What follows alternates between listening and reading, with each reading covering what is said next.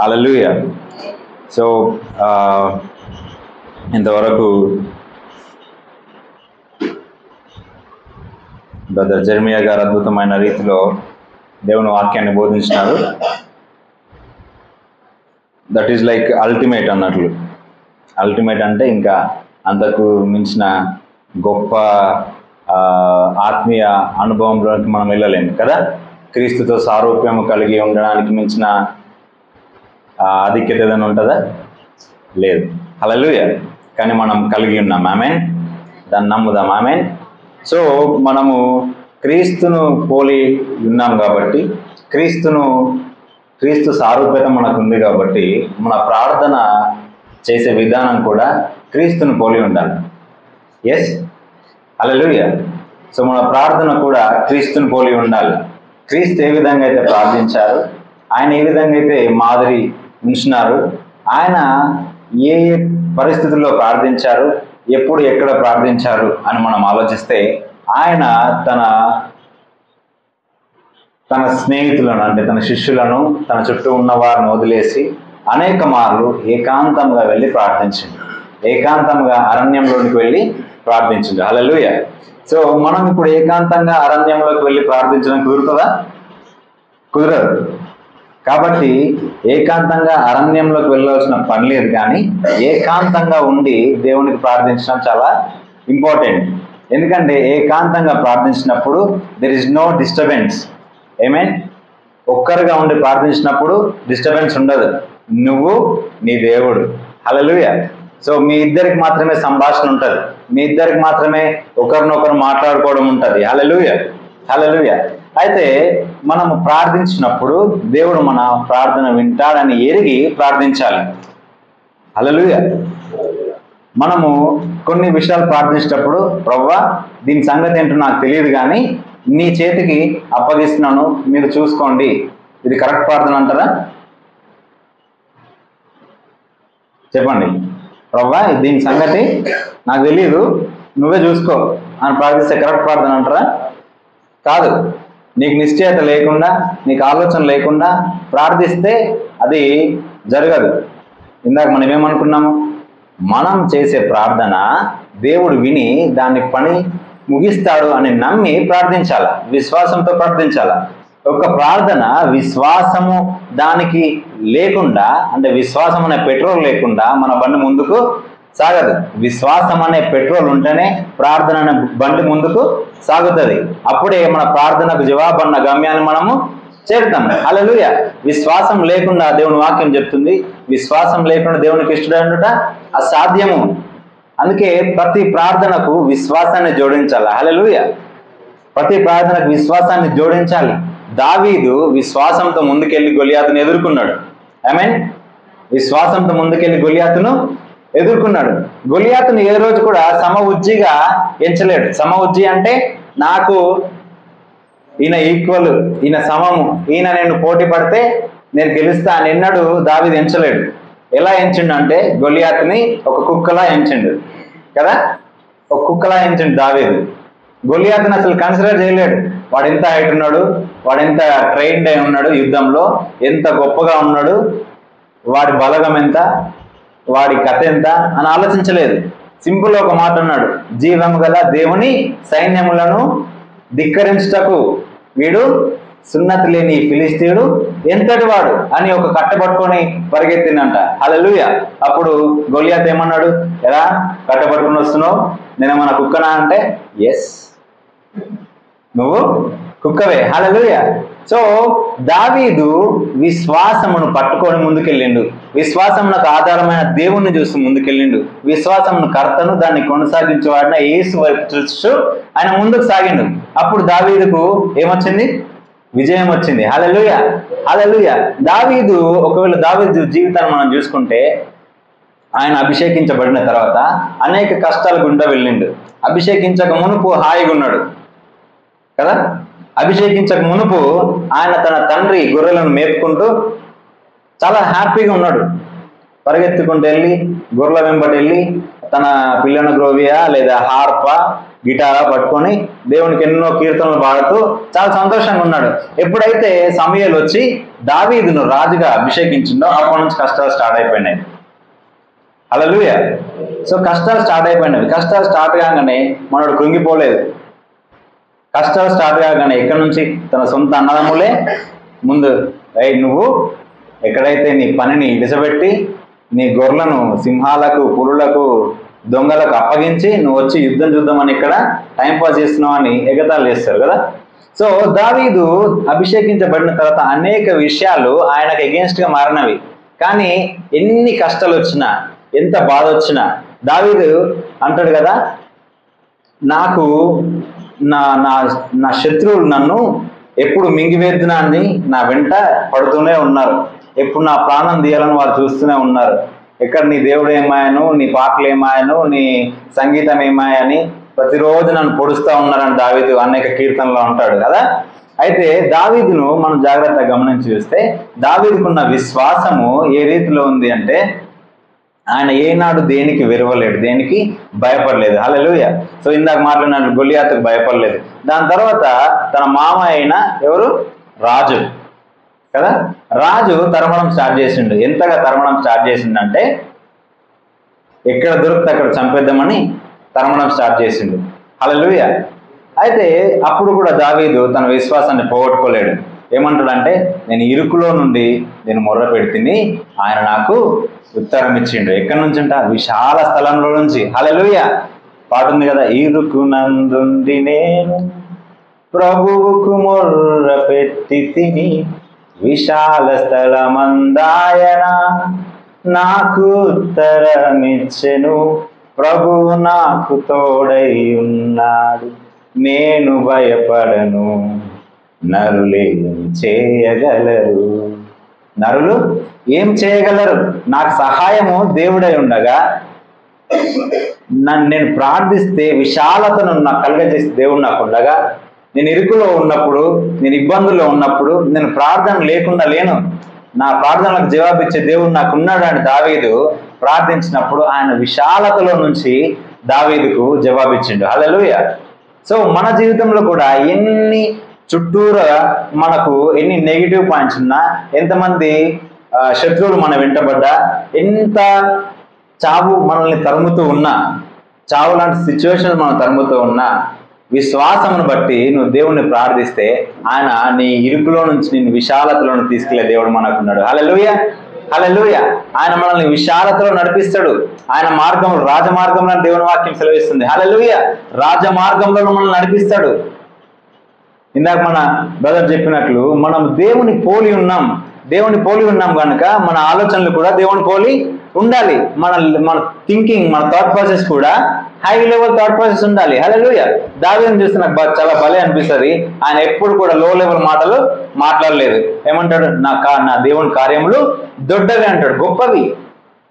నా దేవుని కార్యములు గొప్పవి కాబట్టి నేను కూడా దేవుని కోసం గొప్ప కార్యాలు చేయాలనుకుంటాడు. హల్లెలూయా. అందుకే దేవుని కార్యాలు గొప్పగా చేయాలనుకుంటాడు. ఎంతమంది భయపడిపోయినా గొలియాతుకు నేనున్నాను బయలుదేరినాడు. అప్పుడు ఏజ్ ఎంత అయినది? 17 సంవత్సరాలు. 17 years బాయ్, 17 సంవత్సరాల వ్యక్తి ఆయన ముందుకెళ్ళి ఫిలిస్తీన్లను చంపివేసినాడు, తుత్తనీయాలు చేసినాడు. ఆ గొలియాతు తలను సిద్ధం చేసి ఆకాశ పక్షులకు వేసిండు. హల్లెలూయా. సో మన దైనందిక జీవితంలో, క్రైస్తవ జీవితంలో విశ్వాసము, ప్రార్థన అనేవి చాలా ఇంపార్టెంట్. హల్లెలూయా. హల్లెలూయా. సో విశ్వాసం లేకుండా మనము ప్రార్థనలో జవాబు పొందుకోలేము. ఎందుకంటే విశ్వాసం లేకుండా అసలు ప్రార్థన అనేది స్టార్ట్ చేయలేం. విశ్వాసం లేకుండా ప్రార్థనను ముగించలేం. విశ్వాసం లేకుండా ప్రార్థనలో కొనసాగలేం. ఎందుకంటే ప్రతిదానికి ఆధారము విశ్వాసమే. హల్లెలూయా. ఆ విశ్వాసానికి కర్త దేవుడే. అంటే మన ప్రార్థనకు ఆధారం ఎవరు? దేవుడే. మన ప్రార్థనను ముగించేవారు ఎవరు?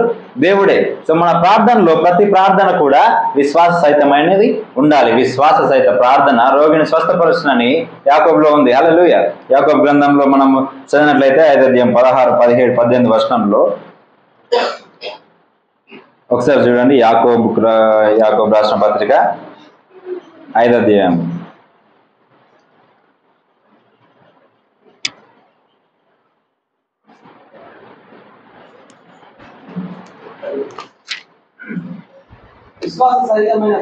విశ్వాస సహితమైన ప్రార్థన రోగిని స్వస్థపరచును. ప్రభు అతను లేపును. ఇంకొద్ది ముందు చదండి.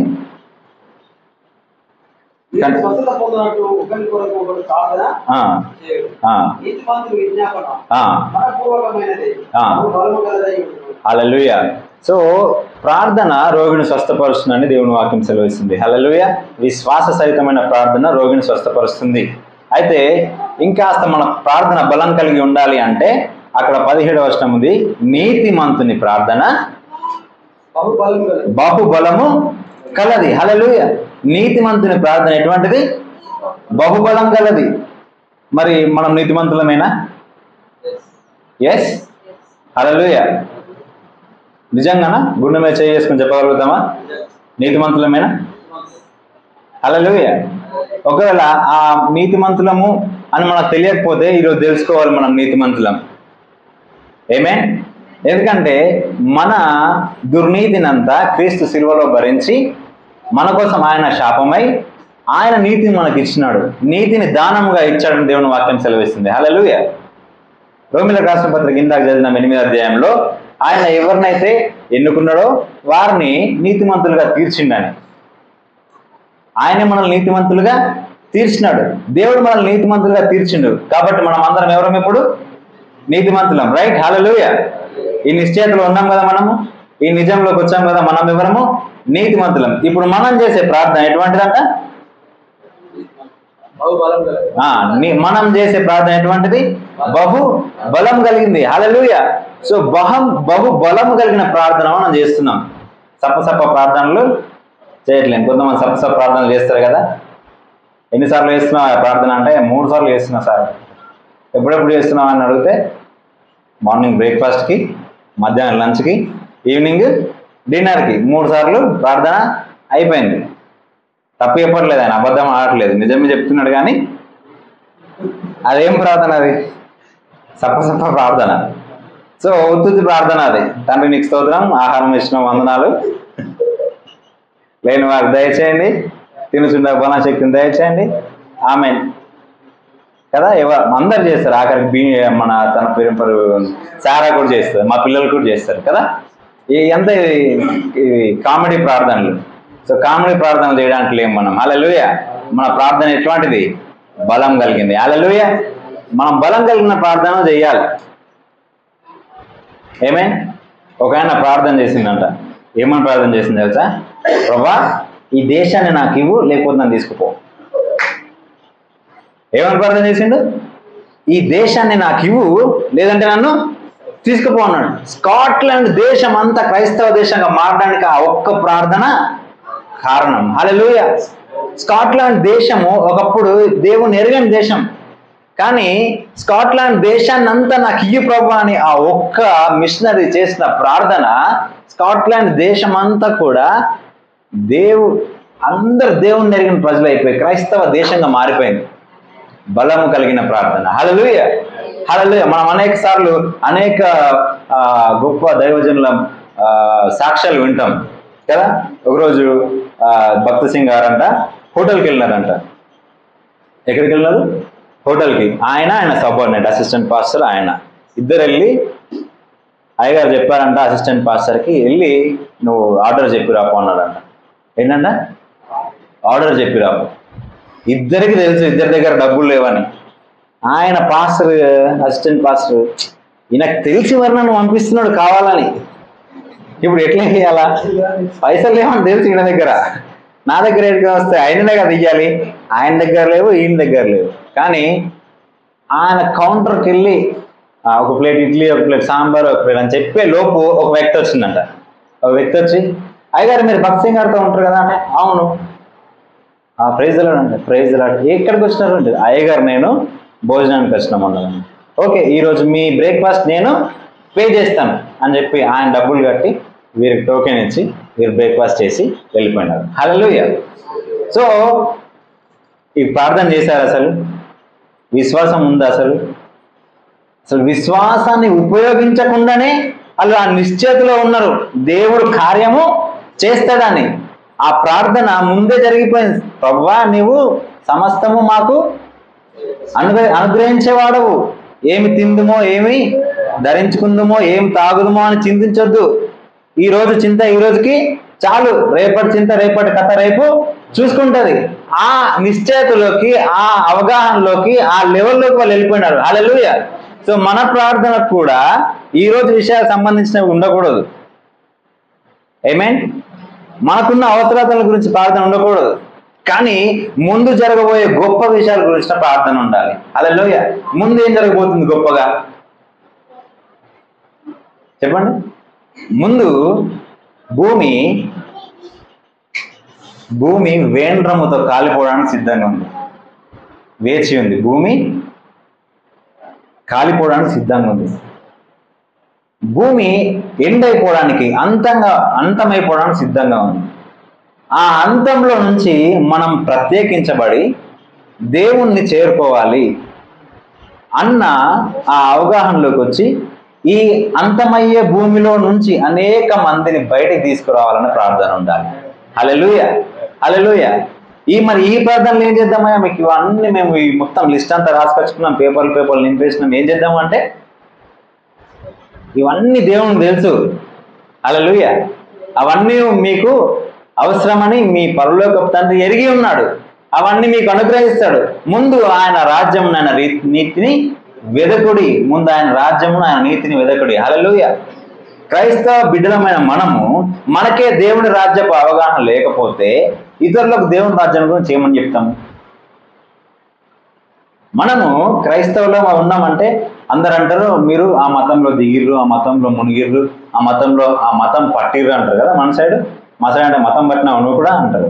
నిజామాబాద్ సైడ్ అంతా ఏం నా మతం పట్టిర్రా మీరు కూడా కదా.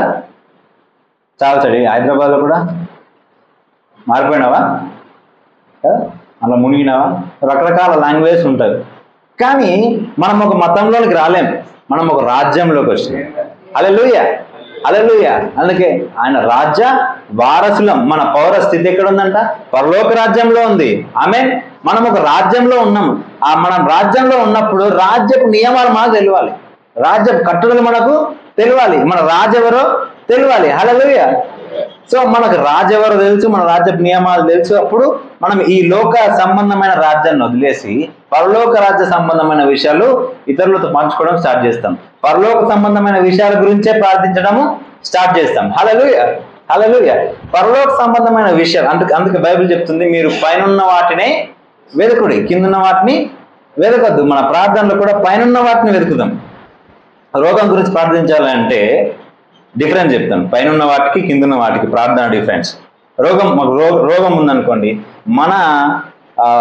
మన ప్రార్థన ఎట్లుంటుంది అంటే ఏం తెలియనప్పుడు, దేవుని వాక్యం నిజంగా మనకు అర్థం కానప్పుడు మన ప్రార్థన ఎట్లుంటుంది? ప్రభువా, ఇది బాగా కష్టమవుతుంది, ఆయన ఈ రోగాన్ని తీసేయండి, ఈ రోగాన్ని తీసేయండి ప్రభు, కష్టమవుతుంది, రోగం తీసేయండి.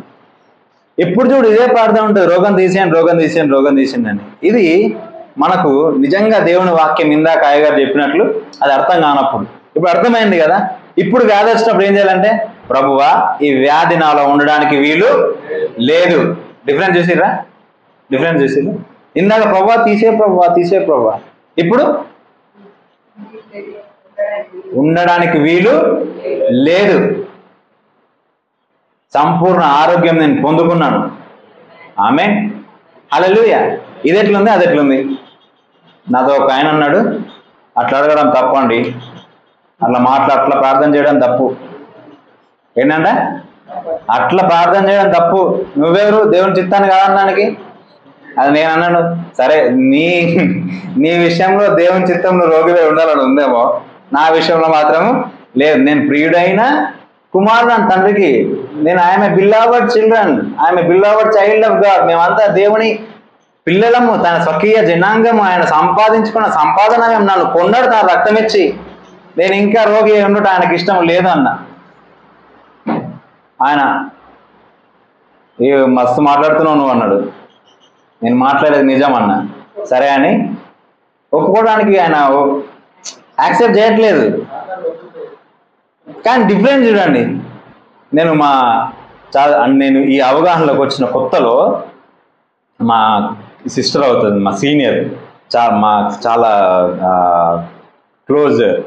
అయితే తను ఫోన్ చేసింది నాకు ఒకరోజు, ఫోన్ చేసి అడిగింది ఏమని అంటే, తమ్ముడు మీ క్లాస్మేట్ పీడియాట్రిషియన్ ఉన్నాడు కదా, చిన్నపిల్లల డాక్టర్ ఉన్నాడు కదా, ఎక్కడ ఉంటారో అడ్రస్ చెప్పండి, నేను వెళ్తాను. అయితే నేను అడిగినాను, ఎందుకక్క ఏమైంది అంటే, నాకు 2 days నుంచి పాపకు పాలు పడదామంటే రావట్లేదు, ఆగిపోయింది, మొత్తం నాకంతా బరువుగా ఉంది, చాలా బాధగా ఉంది, పాపని ఏడుస్తుంది, పాలు పడితేనేమో బాటిల్ పాలు తాగట్లేదు అని బాగా అవస్తుంది మాకు, మేము వెళ్ళాలి అంటే, సరే చెప్తా కానీ దానికంటే ముందు నేను ప్రార్థన చేస్తాను అన్నాను. అయితే అక్క సరే అనింది. నేనేమని ప్రార్థన చేస్తాను అంటే, ఒకటే కళ్ళు మూసుకొని, తండ్రి నీ నామమును ప్రకటిస్తున్నాను, ఏదైతే ఆటంకం కలిగిస్తుందో, ఏదైతే ఆ మిల్క్ ఫ్లోకి అభ్యంతరంగా ఉందో దాన్ని ఇప్పుడే యేసు నామంలో తొలగి వేస్తున్నాను, ఇప్పుడే తీసివేస్తున్నాను, ఇప్పుడే ఆ పాలు నిండుకొనును గాక అని ప్రార్థించిన వెంటనే ఆమె చెప్పింది, తన రొమ్ములోకి పాలు రావడం అనుభవించిందంట. ఆమె ఇంకో మాట ఏం చెప్పిందంటే, నేను ఆ ప్రార్థనకు ఆశ్చర్యపోయినా అన్నది. ఏందన్నా? ఆశ్చర్యపోయినా. మరి నేను కూడా ఆశ్చర్యపోయినాక ఇదంతా నాకు ఫస్ట్ టైం అని చెప్పినాను. హల్లెలూయా. కానీ కార్యం జరిగింది. తర్వాత సాక్ష్యం ఇచ్చింది ఆమె, వాళ్ళ సంఘంలో కూడా సాక్ష్యం ఇచ్చింది, నేను అనేక మందికి సాక్ష్యం ఇచ్చినాను. డిఫరెంట్ చూడండి, ప్రభువా నీ చిత్తం అయితే కాదు, దేవుడు నిన్ను ఏర్పరచుకొని తన ప్రాణం ఇచ్చి తన రక్తం ఇచ్చి చివరి బొట్టు వరకు తన రక్తాన్ని కార్చిన తర్వాత కూడా నువ్వు కష్టాలలో బాధల్లో ఉండడం ఆయన చిత్తము కాదు. ఆయన చిత్తం ఏంటంటే నువ్వు ఆయన వలే బ్రతకాలని, నువ్వు ఆయనలాగా ఉండాలని, నువ్వు ఆయనలాగా నడవాలని, నువ్వు ఆయనలాగా మాట్లాడాలని, నువ్వు ఆయనలాగా అనుదిన జీవితం జీవించాలని, ఒక విక్టోరియస్ లైఫ్, ఒక విజయం పొందిన జీవితం జీవించాలని ఆయన కోరుకుంటున్నాడు. హల్లెలూయా. కానీ సాతానుడు ఏం చేస్తాడంటే, ఇంత సీన్ ఉందా నిజంగానా, చిన్న ఒక డౌట్ పెడతాడు కదా, తెలుగులో ఉంది, కానీ అన్న దగ్గర ఏముందంట, గూని ఉందంట. కానీ అన్న దగ్గరనే అంత మంచిదిగా నీ అయ్యగారు అంటే, కానీ అంటే అయిపోయింది స్టోరీ, అక్కడికి కథం. కానీ అంటే ఇంక నీ విశ్వాసంకి ఏదో ఇంకా గూని ఉందన్నట్లు, నువ్వు నమ్మే నమ్మకానికి ఏదో వంకర ఉందన్నట్లు, దాన్ని స్ట్రేట్ చేసుకోవడానికే ఇటువంటి ప్రార్థనలు, ఇటువంటి వాక్యాలు. హల్లెలూయా, హల్లెలూయా. సో నీ ప్రార్థన చేసే విధానము చేంజ్ అయిపోవాలి. నువ్వు ఇందాక తెలుసుకున్నాం, మనం నీతిమంతులమని, ఆయన రక్తం ఇచ్చి మనల్ని నీతిమంతులుగా తీర్చడని, ఆయన నీతిని దానంగా మనకి ఇచ్చడం మనం తెలుసుకున్నాం. కాబట్టి ఇప్పుడు నీతిమంతులు మనము చేసే ప్రార్థన బలంగా ఉంటది. హల్లెలూయా, హల్లెలూయా. మనం బలమైన ప్రార్థన చేసేవారం. ఆమేన్. ఇంకా ఫిలిప్పీ 4:6 ఉంది, ఏ విషయం కూడా మీరు చింతించకుండా ప్రతి విషయంలో దేవుని కృతజ్ఞతాస్తుతులు చెల్లిస్తూ ప్రార్థన విన్నపములు ఆయనకు తెలియజేస్తూ, మీ విన్నపములను ఆయనకు తెలియజేయడంట. మనకున్న కష్టాలు, మనకున్న బాధలు, మనకున్న రిక్వైర్మెంట్స్ ఏమున్నావో ఆయనకు తెలియజేయాలి. కానీ చింతించొద్దు. మనకు ఇందాక నేను జస్ట్ గూగుల్ చేసినాను, what is the percentage of anxiety in the world అంటే, అడల్ట్స్ అంటే 18 ఏళ్ళు దాటిన వ్యక్తులలో అందరిట్లలో మొత్తం ప్రపంచం అంతా 30% మందికి, అంటే ప్రతి 100 మందిలో లేదా ప్రతి 10లో ముగ్గురికి యాంగ్జైటీ ఉంది. ప్రతి 10 మందిలో ముగ్గురికి anxiety is the biggest mental disorder అంట. అంటే మెంటల్ డిజార్డర్ ఒక మానసిక వ్యాధి, మానసిక రోగం అయిపోయింది యాంగ్జైటీ అనేది. అయితే యాంగ్జైటీ అంటే ఏమైపోతుందో అని ఏమంటారు, మన నిజామాబాద్ అయితే ఏమంటారంటే, వాడు మొత్తం చేతులు వేసుకుంటున్నాడు, ఏం చేయాలనో అర్థమవుతలేదు, ఏం చేయాలో, ₹1,00,000 10 లక్షలకే చేతులు విసికేస్తూ ఉంటారు. ఒకరోజు మా అమ్మ ఏమన్నది, మేము మా పక్కన, మా చర్చ్ పక్కన స్థలం కొనుక్కున్నాం, చర్చికి ఉపయోగపడాలని చెప్పేసి, కాస్త పెద్ద ప్లేస్ కావాలని చెప్పేసి అది మేము కొన్నాం. మేము ఫస్ట్ టైం దానికి భయాన్ని ఇచ్చినప్పుడు అది ₹10,000 దాని వాల్యూ. అప్పుడు మా వాళ్ళు తీసుకోలేదు ఎందుకు ఏమో. తర్వాత సెకండ్ టైం భయాన్ని ఇచ్చినప్పుడు దాన్ని ₹7,00,000. అప్పుడు సగం పైసలు ఇచ్చినాక ఎవరో ఏమో చెప్తే మేము మళ్ళీ రిటర్న్ చేసేసుకున్నాం పైసలు. తర్వాత ఇంక లేదు, ఇది మనమే కొనుక్కోవాలని ఫిక్స్ అయిపోయి కొనుక్కునే పాటికి దాని ఖర్చు 28 లక్షలు అయింది. ఎక్కడ 10,000, ఎక్కడ 28 లక్షలు. సో 28 లక్షలు కాస్ట్ అవ్వగానే ఒకరోజు మా అమ్మ అంటుంది, నాకు నిద్రనే పడతలేదు, ఇవన్నీ ఏందో ఏందో ఏందో ఎట్లనో ఇవన్నీ పైసలు ఏం చేయాలి, ఎట్లా చేయాలి, ఎక్కడ తీసుకురావాలా అని టెన్షన్ పడుతూ ఉంది. దాన్ని ఏమంటారు? యాంగ్జైటీ. హల్లెలూయా. సో ఈ యాంగ్జైటీలో ఉన్నప్పుడు నేను అన్నాను, అమ్మా మన దేవుడు భూమి ఆకాశంలో కలుగజేసిన దేవుడు. ఆయన అంటున్నాడు, ఈ భూమి దానిలో ఉన్న సర్వము ఆయనవి, భూమి దాని సంపూర్ణతయు, లోకము దాని నివాసులు ఆయనవి, నావి అంటున్నాడు. ఇంకేమంటున్నాడు? కొండ మీద ఉన్న మేకలు గొర్రెలు ఆయనవి, సమస్తము ఆయన అంటున్నాడు. మన దేవుడు మన తండ్రి అంత గొప్పవాడు అయినప్పుడు 28 lakhs అనేవి ఎంతటివి అని అన్నాడు. అప్పుడు మా అమ్మ అన్నది, నువ్వు మస్తు చెప్తావురా ఇసుంటి అన్ని యూడు ఏమన్నా అనగానే వాక్యం చూపెడతాడు, ఏమన్నా అనగానే వాక్యం చూపెడతాను. నేను అన్నాను, మరి మనం చూపెట్టాల్సిందే వాక్యం. ఎంత పెద్ద కష్టం వచ్చినా, ఎంత పెద్ద లాస్ వచ్చినా దానికి ఏం చూపించాలి? వాక్యమే చూపించాలి. ఎందుకంటే వాక్యము బలం గలదై సజీవమై పని చేసేది. హల్లెలూయా. ఇది జీవించే వాక్యము. దీన్ని పట్టుకొని నువ్వు పలికితే, దీన్ని పట్టుకొని నువ్వు ప్రార్థన చేస్తే ప్రతిదీ జరుగుతుంది. హల్లెలూయా. ఒకవేళ దీన్ని పక్కకు పెట్టి నువ్వు ఎంత ప్రార్థన చేస్తే, ఇందాక బ్రదర్ చెప్పినట్లు దేవుని వాక్యంలో ఉన్నట్లు ఆయనకు వేరుగా ఉంటే మనం ఏమీ చేయలేము. ఆయనకు వేరుగా ఉండి ఏ ఫలము మనము ఫలించలేము. సో దేవుని వాక్యాన్ని పక్కకు పెట్టి మనం ఏం చేయలేము. మన యాంగ్జైటీ వచ్చినప్పుడు, మన కష్టం ఉన్నప్పుడు దీన్ని పట్టుకొని ప్రార్థించాలి. హల్లెలూయా. హల్లెలూయా. దీన్ని పట్టుకొని ప్రార్థించాలి. ప్రతి ఒక్క క్వశ్చన్కి ఆన్సర్ దేవుని వాక్యము, ప్రతి ఒక్క బాధకు ఆన్సర్ దేవుని వాక్యము, ప్రతి ఒక్క అప్పుకు ఆన్సర్ దేవుని వాక్యము. అప్పుకు కూడా దేవుని వాక్యమే ఆన్సర్. హల్లెలూయా. రోగానికి దేవుని వాక్యం ఆన్సర్. ప్రపంచంలో అందరికి ఉండే కామన్ ఉండే బాధలేంది? ఒకటి, అందరికి రోగం ఉంటుంది కదా, అందరికీ రోగం ఉంటుంది. అందరి కుటుంబంలో ఏదో కాస్త గలిబిలి ఉంటుంది. నా అనుభవంలో నేను నేర్చుకుంది ఏంటంటే, అన్ని ఇళ్లలో చూస్తే అందరికీ కొద్దిగా ఎంతో కొంత డబ్బులతో ప్రాబ్లం ఉంది. ఫస్ట్ది. సెకండ్ది, అందరిలో రోగం ఉంది. ఇంట్లో ఓళ్ళకొకళ్ళకు రోగము ఉన్నది.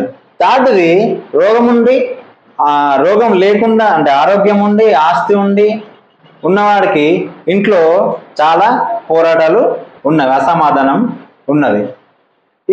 ఈ మూడు అన్ని ఇళ్లలో కామన్ అయిపోయినది కదా.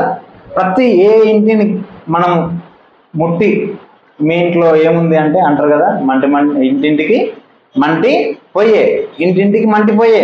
కాబట్టి అందరి ఇళ్లలో ఏ ప్రాబ్లమ్స్ ఉంటాయి. కానీ ఆ ప్రాబ్లమ్స్, ప్రతి ఒక్క ప్రాబ్లంకి దేవుని వాక్యంలో సమాధానం ఉంది. హల్లెలూయా. హల్లెలూయా. రోగం ఉందంటే ఇందాక మనం పలికినట్లు, ప్రభువా నీవు పొందిన గాయముల చేత నాకు స్వస్థత, ఆమేన్, నన్ను స్వస్థపరచు యెహోవావు నీవే అని ఈ లెవెల్ ఆఫ్ అండర్స్టాండింగ్ వరకు మనం ఇన్ని రోజులు ఉన్నాం. ఈరోజు ఏ లెవెల్ ఆఫ్ అండర్స్టాండింగ్కి వెళ్తున్నాం అంటే, మనము ప్రభువా నీ వాక్యం నాలో నివాసం ఉంటుంది, నీ ఆత్మ నాలో నివాసం ఉంటుంది, నేను నీకు ఆలయమై ఉన్నాను కాబట్టి నీ ఆలయంలో ఏ రోగానికి ప్లేస్ లేదు. హల్లెలూయా. నీ ఆలయంలో ఏ రోగానికి ప్లేస్ లేదు అని మనల్ని మనం ప్రకటించుకోవాలి, మనల్ని మనం డిక్లేర్ చేసుకోవాలి. I'm all right. ఎందుకు all right? Because I am the temple of the lord. నేను దేవుని యొక్క ఆలయమై ఉన్నాను కాబట్టి ఐఎమ్ కంప్లీట్లీ ఆల్ రైట్. దేవుని ఆలయము సుందరంగా తీర్చిదిద్దబడుతుంది. దేవుని ఆలయం ఆయన అంటాడు కదా, ఆయన ఆలయంను దొంగలుగా మారిస్తే వాడిని ఏమన్నాడు? వాడిని అక్కడ నుంచి తోలివేసిండు. నా ఆలయంను దొంగలుగా మార్చొద్దు అని క్లారిటీగా చెప్పిండు. సో మనము దేవుని ఆలయమై ఉన్నాం కాబట్టి దేవుని ఆలయానికి ఏదైతే ఆటంకం ఉందో అవన్నీ ఆయన తీసేస్తాడు. నేను మొన్న చిన్నగా ఆలోచించిన, ఒకవేళ మనం ఇంట్లో ఉండాలి అని అనుకుంటే మనం ఏం చేస్తాం? ఇల్లుని క్లీన్ చేసుకుంటాం కదా. ఒక కొత్త రెంట్కి వస్తాం అనుకోండి ఒక ఇంట్లోకి, ఏం చేసుకుంటాం? ఇల్లుని క్లీన్ చేసుకుంటాము, కుదిరితే కలర్లు వేయించుకుంటాము, కుదిరితే మొత్తం దాన్ని అంతా శుభ్రం చేసి దాని రూపురేఖలన్నీ చేంజ్ చేసుకుంటాం, మార్చుకుంటాం మనకు నచ్చినట్లు కదా. అదెందుకు? మనం ఉండబోయే ఇల్లు. ఇప్పుడు దేవుని వాక్యం చెప్తుంది, మీరు దేవుని ఆలయమై ఉన్నారు, మీరు దేవుని ఇల్లు అయి ఉన్నారు అని చెప్తుంది. సో దీన్ని ఎవరు క్లీన్ చేసుకుంటారు? మనమా? ఎవరుంటారు ఇందులో? దేవుడు ఉంటాడు. దేవుడు నివాసం ఉంటాడు కాబట్టి ఆయన నివాస స్థలమును ఆయనే క్లీన్ చేసుకుంటాడు. అర్థమైందా? చిన్న లాజిక్ కదా. మనము ఏదైనా ఇల్లు తీసుకుంటే దాన్ని మనమే క్లీన్ చేసుకుంటాం, మనం ఉండాలి కాబట్టి. దేవుడు మనల్ని ఎన్నుకొని మనలో నివాసం ఉండాలి అని అనుకుంటే ఆయనే మనల్ని టాప్ నుంచి బాటం వరకు శుద్ధి చేసుకుంటాడు. హల్లెలూయా. శుద్ధి చేసి మనలో నివాసం ఉంటాడు. మనలో నివాసం ఉండకనే ముందు ఆయన చేసే పని ఏంటంటే మనల్ని శుద్ధి చేసుకుంటాడు. హల్లెలూయా. అందుకే పాట ఉందిగా, మనం శుద్ధి చేయును యేసు రక్తం అని ఉంది కదా, గుర్తొచ్చిందా? శుద్ధ హృదయం కాదు, సిల్వలో నాకై కార్చని యేసు రక్తం, శుద్ధి చేయును యేసు రక్తం. హల్లెలూయా. ఆయన రక్తం ద్వారా మనల్ని శుద్ధి చేసి ఆయన మనలో నివాసం ఉంటాడు. ఆమేన్. సో ఏ విషయం గురించి కూడా యాంగ్జైటీ పెట్టుకోవద్దు. మన ఇంటి గురించి అంటే మన శరీరం గురించి అసలే యాంగ్జైటీ పెట్టుకోవద్దు. మన నిశ్చయత ఏంటంటే మనం దేవుని ఆలయమై ఉన్నాం కాబట్టి మనకు యాంగ్జైటీ ఉండకూడదు. మన ప్రార్థన యాంగ్జైటీ ప్రార్థనలు ఉండకూడదు. యాంగ్జైటీ ప్రార్థనలు అంటే తెలుసా, అప్పటికప్పుడు ప్రార్థన చేస్తారు. ప్రభువా టికెట్ బుక్ చేస్తుంటే ఇప్పుడు దొరకాలనైనా దొరుకుతుందా? యాంగ్జైటీ ప్రార్థనలు అవి. అప్పటికప్పుడు మనం బండి మీద పోతా ఉంటాం అనుకోండి, హెల్మెట్ లేదు, పోలీసులు ఆపుతున్నారు అనుకోండి, ప్రభు నన్ను ఆపొద్దు ప్రభు. ఇవన్నీ వెరైటీ ప్రార్థనలు ఉంటాయి, రకరకాల ప్రార్థనలు చేస్తారు. ఈ యాంగ్జైటీ ప్రార్థనలు మనకు వద్దు. బట్ ఏంటంట, in everything give thanks to the lord. ప్రతి విషయంలో దేవుని కృతజ్ఞతాస్తుతులు చెల్లించండి. మనకు కలిగి ఉన్న దాని గురించి కృతజ్ఞతాస్తుతులు చెల్లించండి. ఇవి ప్రార్థనలో ఒక భాగం. కృతజ్ఞతాస్తుతులు చెల్లించుట, thanksgiving is a part of praying. Hallelujah. So ప్రతి ప్రార్థన నేను చిన్నప్పుడు నేను ఒక వర్తమానం విన్నాను. మీ ప్రార్థన కొన్ని స్టెప్ బై స్టెప్ ఉండాలంట, స్టెప్ బై స్టెప్స్ ఉండాలంట. హల్లెలూయా. సో మనం ప్రార్థించినప్పుడు ర్యాండమ్గా అక్కడ ప్రార్థన చేస్తుంటారు కొంతమంది. ఒక ఆయన మేము పిలుస్తాము, అందరం కూర్చున్నాం తినడానికి. కూర్చొని మా నాన్నకు తెలియక ఆయనకు అయ్యగారు ప్రార్థన చేస్తారన్నాడు. అనగానే ఆయన ప్రార్థన స్టార్ట్ చేసేది అయితే ఆమె నడిసరి చిన్నపిల్లలు తినడం అయిపోయింది. ఆయనతో పాటు ఇంకో 2-3 ఉన్నారు. ఏరయ్యా అందరూ ఉంటే ఇంకెక్కడ అందరూ వెళ్ళిపోయినారు.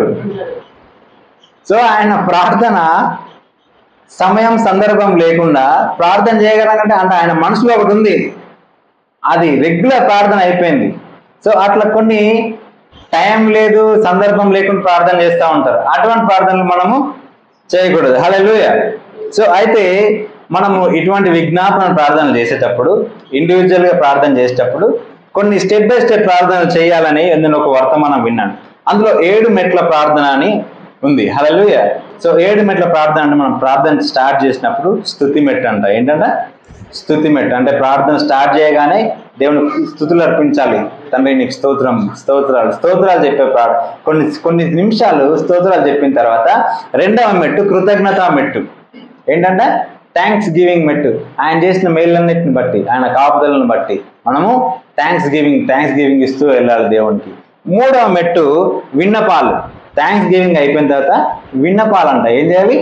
విన్నపించుకోవాలి. మనకున్న అవసరతలను బట్టి, మనకున్న విషయాలని బట్టి దేవునికి మన విన్నపాలు, మన ప్రార్థన అవసరతలు, మన రిక్వెస్ట్ అన్ని దేవునికి పెట్టుకుంటా ఉండాలి. ఇది 3వ మెట్టు. 4వ మెట్టు విజ్ఞాపన మెట్టు. విజ్ఞాపన అంటే ఇతరుల గురించి విజ్ఞాపన చేయడం, కొన్ని విషయాల గురించి విజ్ఞాపన చేయడం. ఈ విజ్ఞాపన మెట్టులో అనేకమైన భారమైన సంగతుల గురించి విజ్ఞాపన చేయడం. ఇది 4వ మెట్టు. 5వ మెట్టు ఆత్మలో ప్రార్థించే మెట్టు అంట. హల్లెలూయా. ఏంటా మెట్టు? ఆత్మలో ప్రార్థించే మెట్టు. మరి ఆత్మలో ఎలా ప్రార్థిస్తామయ్యా అంటే రోమీయులకు రాసిన పత్రిక 8:26 ఉంది. మనం యుక్తంగా ఏ విధంగా ప్రార్థన చేయాలనో తెలియదు కాబట్టి ఆత్మయ్య మనకు సహాయం చేస్తున్నాడు. మనం చెప్పసక్యం కాని మూలుగులతోనూ చెప్పసక్యం కాని పదాలతో దేవుడు మనతో పాటు మన కోసం విజ్ఞాపన చేస్తున్నాడు. అంటే మనము ప్రార్థన చేస్తూ ఒక ప్లేస్కి వచ్చేస్తాము. ఆ ప్లేస్లో మనం చేయడానికి ఏమీ ఉండదు. అప్పుడు ఏ విధంగా చేయాలో మనకు తెలియదు. అప్పుడు పరిశుద్ధాత్మ దేవుడు మనకు ఇంటర్సీడర్గా పనిచేస్తాడు. ఇంటర్సీడర్ అంటే మనకు బదులు ఆయన విజ్ఞాపన చేస్తాడు. హల్లెలూయా. అప్పుడు మనకు తెలియని ఒక రకమైన భాషలో మనం మాట్లాడతాము. అదే ఆత్మ భాషలు, అన్య భాషలు. హల్లెలూయా. అన్య భాషలో అప్పుడు మనం మాట్లాడతాం. ఇది 5వ మెట్టు. 6వ మెట్టు కనిపెట్టే మెట్టు అంట. 6వ మెట్టు ఏంటి? కనిపెట్టే మెట్టు. అప్పుడు ఈ చేసిన ప్రార్థనలను బట్టి దేవుని దగ్గర నుంచి ఆన్సర్ పొందుకోవడానికి కనిపెడతాం. హల్లెలూయా. అప్పుడు దేవుడు మనకు తన వాక్ ద్వారా లేదా ఒక విజన్ ద్వారా లేదా తన స్వరం ద్వారా మాట్లాడి మనకు తన ఆన్సర్ని ఇస్తాడు. హల్లెలూయా. సో ఇది కనిపెట్టే మెట్టు. తర్వాత చివరి మెట్టు వందన సమర్పణ మెట్టు. మళ్ళీ థ్యాంక్స్ గివింగ్. ఇప్పుడు ఆయన చేసిన ప్రార్థనలన్నీ విన్నావు ప్రభువా అని చెప్పి ప్రార్థించేది ఈ 7th మెట్టు. 7 మెట్ల ప్రార్థన ఎంతో ఉపయోగపడుతుంది. అయితే ఈ అన్ని విషయాలలో నాకు నచ్చింది ఏంటంటే ఈ 5వ మెట్టు, 6వ మెట్టు. హల్లెలూయా. 5వ మెట్టు ఏంటంటే ఆత్మలో ప్రార్థించే మెట్టు. ఆమేన్. ఆత్మలో ప్రార్థించే మెట్టు. పౌలు అంటాడు, ఆత్మలో మాట్లాడువాడు, భాషలతో మాట్లాడువాడు మనుషులతో మాట్లాడలేడు కానీ దేవునితో మాట్లాడుతున్నాడు. హల్లెలూయా. ఇప్పటిదాకా మనకు తెలిసి మన తెలివిలో మాట్లాడతాం, మనకున్న నాలెడ్జ్ని బట్టి మాట్లాడతాం, మనకున్న అవగాహనను బట్టి మాట్లాడతాం. కానీ ఎప్పుడైతే మనం భాషతో ప్రార్థించడం స్టార్ట్ చేస్తామో అప్పుడు దేవునితో డైరెక్ట్గా మాట్లాడుతున్నాం అన్నట్టు. హల్లెలూయా. హల్లెలూయా. ఈ ఈ ఈ ఈ పర్టికులర్ ప్లేస్కి చేరాలని నాకు ఎంతో ఆశ. మనమందరం కూడా ఈ ఆత్మలో ప్రార్థించే అనుభవాన్ని పొందుకోవాలనేది నాకు ఎంతో ఆశ. అందరూ. నేను ఒక సమయంలో చాలా కృంగి ఉన్న సమయంలో దేవుణ్ణి ప్రార్థిస్తూ ఉన్నాను. అనుకోకుండా దేవుని ఆత్మ నన్ను బలపరిచి అనే భాషలతో స్తుతించడం స్టార్ట్ చేశాను. హల్లెలూయా. అది అయిపోగానే దేవుడు నాతో క్లియర్గా సో అండ్ సో వర్స్ ఇక్కడ ఇది ఈ కీర్తన గ్రంథం, ఈ అధ్యాయము, ఈ వచనం చదువు అని దేవుని స్వరము నేను విన్నప్పుడు నా భారం అంతా పోయి నా హృదయం సంతోషంతో నిండిపోయింది. హల్లెలూయా. ఇది ఎప్పుడు జరుగుతుందంటే ఆత్మ సహకారం మనకు దొరికినప్పుడు. హల్లెలూయా. పరిశుద్ధాత్మ దేవుని సహకారం మనకు దొరికి పరిశుద్ధాత్మలో మనం ప్రార్థన చేసినప్పుడు నీకు గొప్ప జవాబు దొరుకుతుంది. హల్లెలూయా. హల్లెలూయా. సో మనం ప్రార్థన చేసే విధానాలు అనేక రకాలైన అత్యున్నతమైన ప్రార్థన రకం ఏంటంటే ఆత్మలో ప్రార్థించుట. హల్లెలూయా. ఆత్మలో ప్రార్థించి మనం చేసిన ప్రార్థనను బట్టి ఆ జవాబు పొందుకొనుట. ఆమేన్. ఈ లెవెల్ ఆఫ్ ప్రేయర్కి మనం రావాలి. హల్లెలూయా. ప్రతి ఒక్కరం ఆ లెవెల్కి రీచ్ కావాలి. ఏంటంటే మనం ప్రార్థన చేయకూడదు, ఎంత మాత్రం కూడా మనం ప్రార్థన చేయకూడదు, ఆత్మ ప్రార్థన చేయాలి. హల్లెలూయా. హల్లెలూయా. ఆత్మ ప్రార్థన చేయాలి. మన ఆత్మ ఎప్పుడు ప్రార్థన చేస్తారంటే మన బాహ్య పురుషుడు కృంగిపోయినప్పుడు అంతరంగ పురుషుడు పైకి వస్తాడు. మన బాహ్య పురుషుడు అంటే మన శరీరము, మన ఆలోచనలు, మన తలంపులు, మన బాధలు, మన కష్టాలు, మన సంతోషాలు అన్నీ మనం మరచిపోయినప్పుడు పరిశుద్ధాత్మ దేవుడు మన అంతరంగ పురుషుడు ఆయన ఉత్తేజపరచబడి ఆయన మన కోసం ప్రార్థిస్తాడు. హల్లెలూయా. ఆయన మన కోసం ప్రార్థించినప్పుడు గొప్ప విషయాలు జరుగుతాయి. ఆమేన్. ఆమేన్. మనము ఆ సిచ్యువేషన్కి రావాలి అని ఆ గొప్ప దాన్ని ఏమంటారు, ఆ లెవెల్కి రావాలని నేను కోరుతున్నాను. హల్లెలూయా. సో మనం ప్రార్థించినప్పుడు ఆయన గొప్ప సంగతులు మనకు బోధిస్తాడు. ఇర్మియా 33లో ఉంది, 2వ అధ్యాయం 3వ వచనంలో, 33వ అధ్యాయం 2-3 వచనాలలో ఏముందంటే నాకు మొర్రపెట్టుము, గూఢమైన సంగతులు నేను నీకు బోధించదును. మనము ఆయనకు ప్రార్థించినప్పుడు గూఢమైన సంగతులు సైతం దేవుడు మనకు బోధిస్తాడు. అయితే చివరి ఒక మాట చెప్పి నేను ముగిస్తాను. యోహాను సువార్త 15వ అధ్యాయం 7వ వచనంలో ఒక మాట ఉంది. If you abide in me and my words abide in you, you will ask what you desire and it shall be done to you. Hallelujah. ఈ చివరి వచనం నేను చెప్తున్నాను చూడండి. 15వ అధ్యాయం 7వ వచనం యోహాను సువార్త. మీరు నా యందును నేను నా మాటలు మీ యందు నిలిచి ఉన్నాడల్లా మీరు ఏది అడిగేదరో